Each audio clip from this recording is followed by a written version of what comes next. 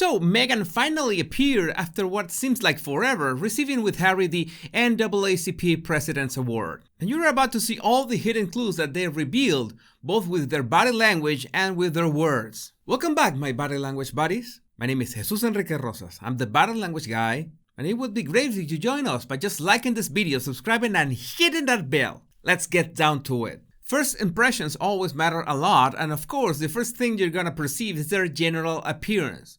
It's not that we are superficial or anything. It's something that is hardwired in us, a first scan. And this first impression was quite good.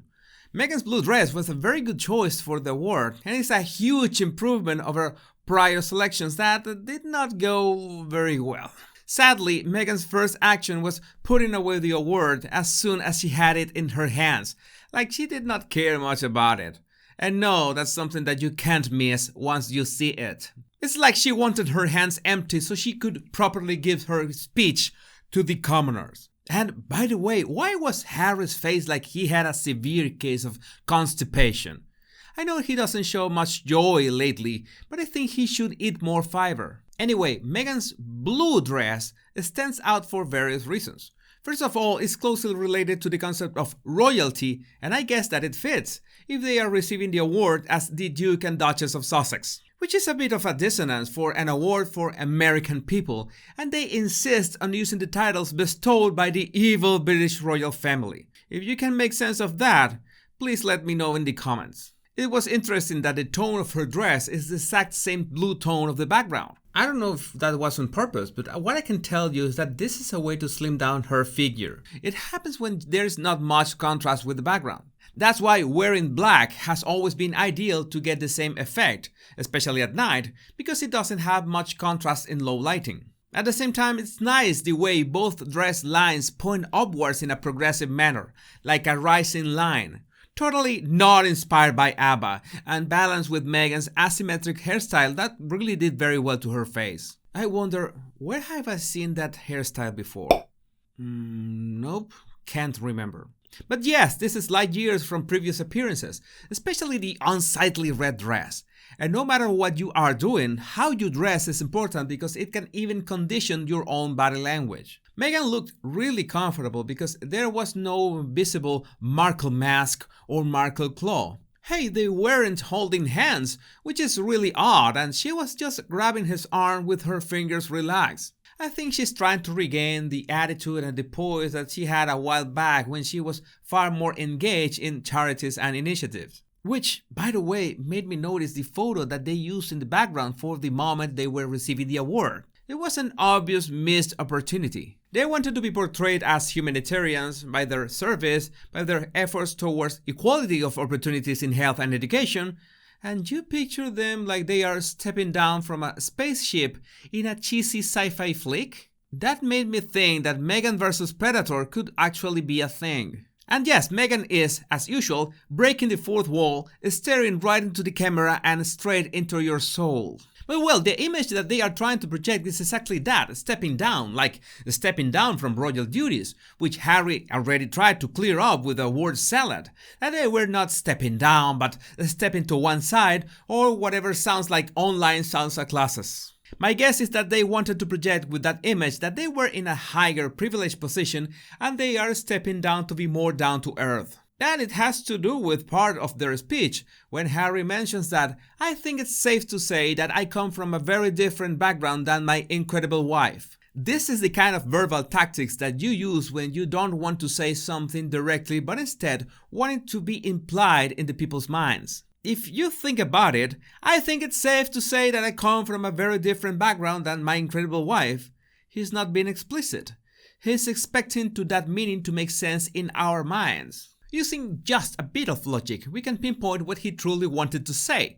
Since his own background is one of massive privilege, and let's be honest, that's one of the few things relevant about him, then saying that Meghan comes from a very different background implies that she's coming from a non-privileged background. And that's the narrative that she has been pushing over and over again.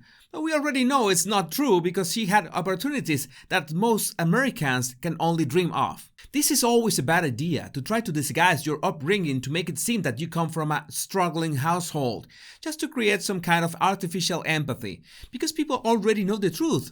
That is a facade, and it's hypercritical. The problem is one of perspective and empathy, and if you picture yourself going down a flight of stairs, it's because we, the audience, are in a lower level than you and you're coming down to meet us here. Not exactly a good plan to win your audience. But nothing like the gem of Harry saying, "We share commitment to a life of service."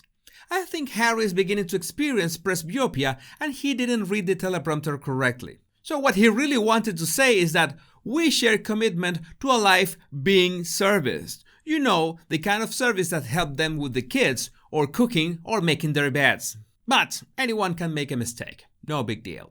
One line that really bothered me was from Meghan. We moved to California, my home state, shortly before the murder of George Floyd.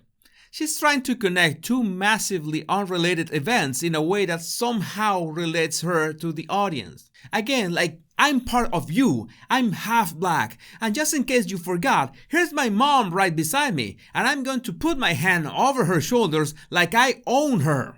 Now, that's something that no one can take away from Meghan. It's actually really great that she gets to be such an interesting mix of races. The problem is when she smashes it into people's faces.